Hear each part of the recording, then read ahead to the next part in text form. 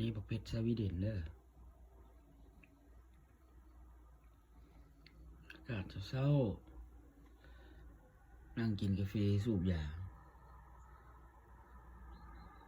นั่งเบิ่งบักเพชร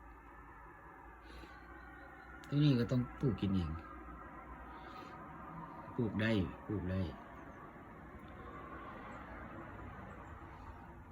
อันนี้แค่3 ต้นเลยนี่กินได้หมดปีเริ่มสุกเลย